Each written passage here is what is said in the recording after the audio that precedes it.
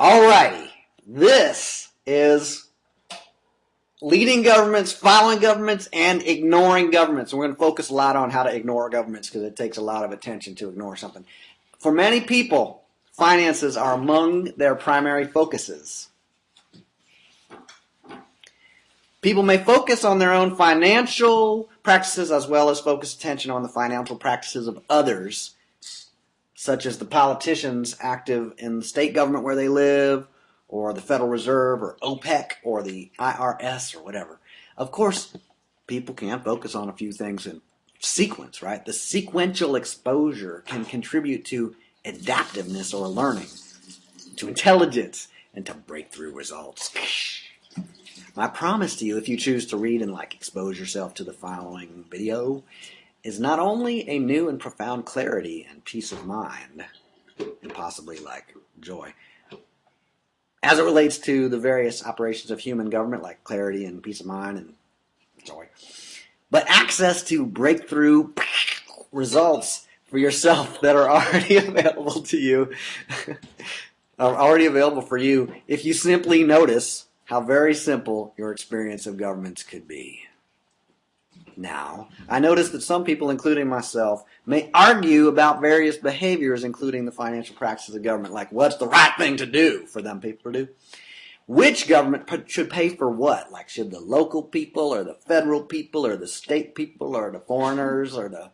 I know it should be the rich people. That's the universal. The rich people, wherever they are. If they're in New York City, then the New Yorkers should pay for it.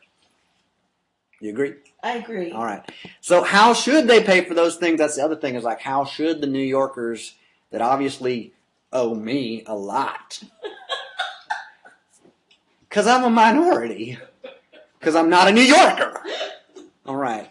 How should they pay for it? I'm going to help them figure out, should they raise what tax or whatever.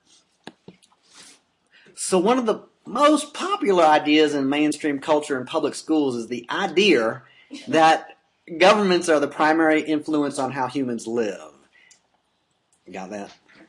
That's a popular idea, that governments are the primary influence on how humans live. And obviously the influence of governments can change with a higher frequency than the influence of molecular biology, which is pretty consistent, like generation to generation it might change. But governments can change stuff like quickful, sudden-like.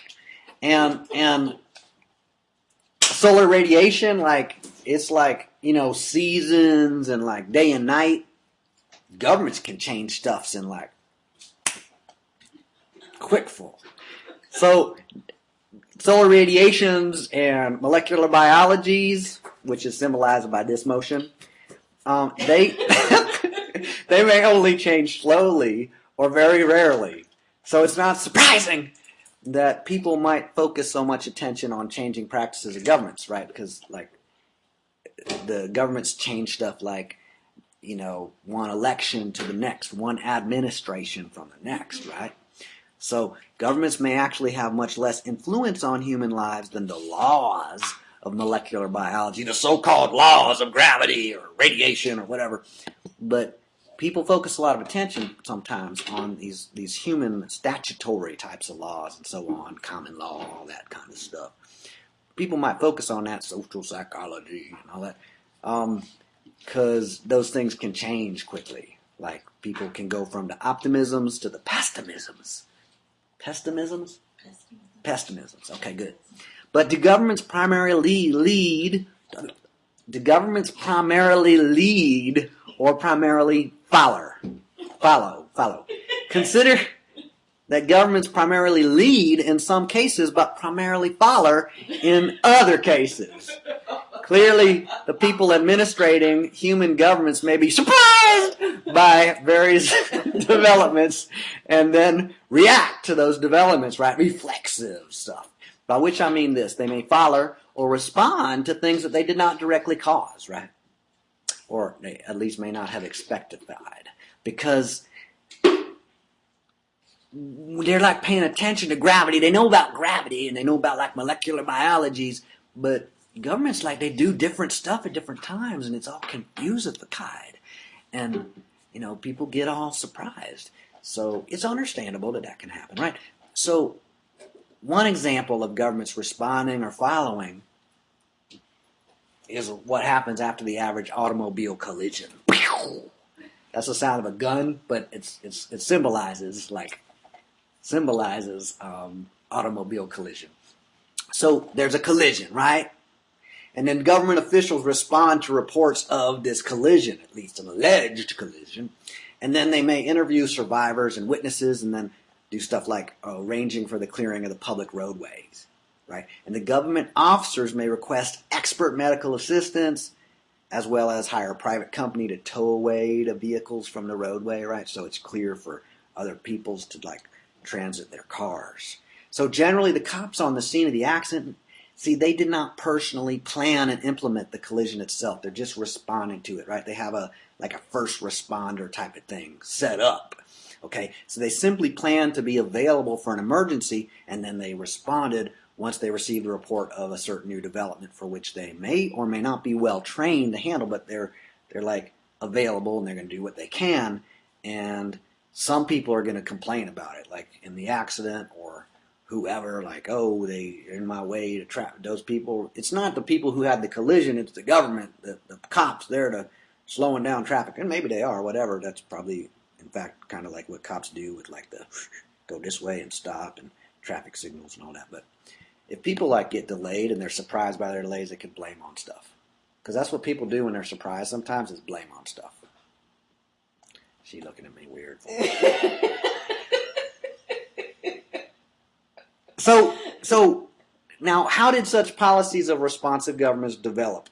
In the case of responding to auto wrecks, as automobile travel became popular and auto collisions began to occur and then increase in frequency, like popcorn, like gets faster, right? So there's more and more automobile travels, right? And more automobile collisions. So they increased in frequency, and then various local governments developed these reactive programs, reflexive, reactive, responsive programs to receive reports, as well as proactive programs to like organize traffic flows, like with traffic lights and stop signs and all that, to reduce the frequency of automobile collisions while promoting safe and efficient travel. So in other words, government programs followed technological advances, or what we might call science. So what happened first was a technological advance, such as the discovering of fossil fuels and the manufacturing of automobiles, stuff like that. And then next, private citizens gathered together to organize businesses and associations to advance new technology. And eventually, more private citizens got involved, and soon government officials developed some role in the reorganizing of human life around the new technological advance. You getting all this? So later, some people might argue about which policies should government officials practice, right, and implement and enforce and stuff like that. So in fact, many people might argue over such things. I might have at some point in my life. So, but besides arguing and such, other people, a few of them maybe, however, see, they might focus instead on new policies. Nope, sorry, new possibilities, not possibilities, policies. New possibilities in their private activities, like they could research for new technological advances and such. So a few private researchers, they might revolutionize science and society, right? They might do developings of new technology. So that could involve anything from agriculture to technologies of organized violence, by which I mean governments, to like telecommunications, pronunciation, and medicine, like medical such stuff. So eventually, governments may be formed by a larger small group of private individuals, right? Governing operations include everything from court systems with armed mercenaries like law enforcement agencies to churches and mass media and guilds like, you know, the Goldsmith Guild or the Carpenter Union, and, you know, that kind of thing. So govern references influence, especially systematic influence of certain groups of people, the governing or the government, over other people or towards other people, the governed. So some governing operations involve consent, such as chambers of commerce with voluntary membership and self-created regulations, while others may involve coercion, deception and tyranny, such as colonial imperialism.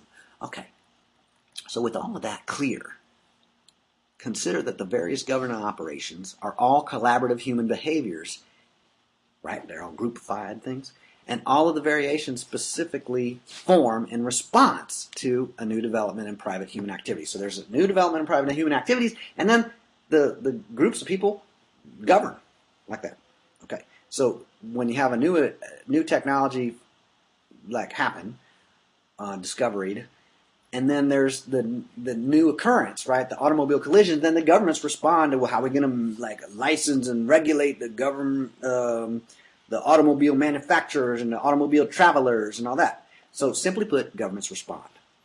Even when governments lead, though, that leadership is simply a relatively new response to some new development, such as the discovery of fossil fuels or radio technology or telescopes or the wheel, or even natural developments such as a hurricane or volcanic eruption or a drought or snowstorm or flood or whatever, right?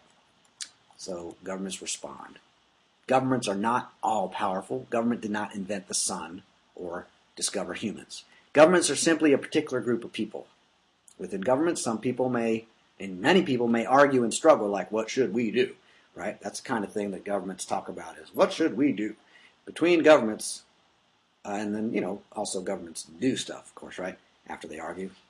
All right, so between governments, like the same thing occurs, a conflict between local governments and national governments, or conflict between two or more adjacent local governments that, for instance, all border the same body of water, and they're like, well, what should we do in terms of the quality of the water and how we manage like water coming out and stuff going in like chemicals and fishing and things like that. So now, properly understanding the role of governing operations such as chambers of commerce and nations and churches and tribes and fraternities and cartels, got all that, one can recognize the relevance of several possible ways of relating to various government operations. One may wish to initiate or form government operations as well as lead existing operations of governing, or comply with existing operations of governing, or simply focus away from various existing operations of governing because it just gets all repetitive at some point. So focusing away from the particular form of responsive governments known as human governments, one may focus instead on other kinds of human groups or on humanity as a whole. Or even on one's own personal choices, behaviors, conversations, and possible results, right? So for instance, in regard to finances, what are one's priorities and values? What are one's existing assets and one's expected revenues, such as accounts receivable? What relationships are available for partnering and new explorations? These are the kinds of questions that I might ask. So how can we learn about our own financial alternatives? By observing the financial practices of governments or any other person, and then the results that they get. What results can we notice as predictable for various methods and various patterns of conversation, patterns of relating? Within this context, it's probable that at some point there will be some degree of relevance to the operations of various governing officials, like interacting with them, partnering with them, perhaps including to complain about certain things we want them to change, or to promote a certain proposal or protest something that they may not have even done yet that is proposed or pending, whatever. So that's fine, but rather than experiencing all government practices in the context of a complicated issue for argument and like trying to figure out how do we fix things and all that, or a conflict or a dilemma or desperation, one may simply experience various possible governing practices simply as like alternatives, like there are different kinds of ways of governing such. So there's simply different possibilities, simply as available resources or opportunities, or as Jim Rohn might say, simply. See, because there's different things that go on, and just to see the different things that go on as just different things that go on, not things that are right or wrong or shouldn't be or we got to fix and such. They're just like available. It's like, is pink better than yellow? No, pink is distinct from yellow, just like that. Okay, so we can learn from governments. We can partner with and participate in governments. We can oppose them or form new ones, whatever. We can also be responsible for governing ourselves well, at least in regard to certain choices that we may be the only ones exploring. That's fine. That means we're like the leaders if other people follow us after we do it first. So we can study patterns of cause and effect on many levels, from gravity to biology to solar radiation to regulatory law enforcement by armed mercenaries directed by bankruptcy court judges or warlords or popes or whatever. Like those are just like yellow and pink. like just yellow and pink, right?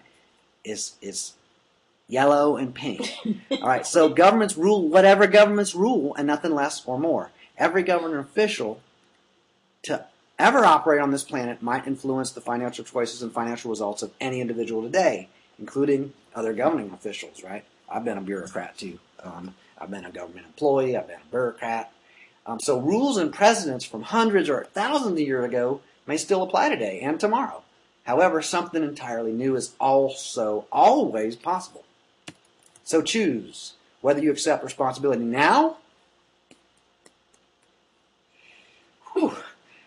or instead attribute responsibility to some external influence, which could be the sun, it could be the national government, it could be the OPEC or the IRS or the Republicrats or whatever. So choose whether you accept responsibility now or instead attribute or like project or reject responsibility and put it on some external influence, the devil. So both are entirely valid. Like you can accept responsibility or project it. Either one's all right. I mean, you know, you really could do either one. So both are entirely valid. However, I just said entirely. You did. Or did I say entirely? I said entirely. That was correct. Yeah. That's what I meant to say, entirely. So both are entirely valid perspectives. You could like reject responsibility or you could accept it. That's pretty much it. Recept it or eject it. Okay. Yellow or pink. So, however, the results available by accepting responsibility or rejecting responsibility, externalizing responsibility, they may be quite distinct. Like the results that you get, like could be like different, like pink and yellow, or not like pink and yellow. They could actually be like important to you. What results you get? All right. Stop.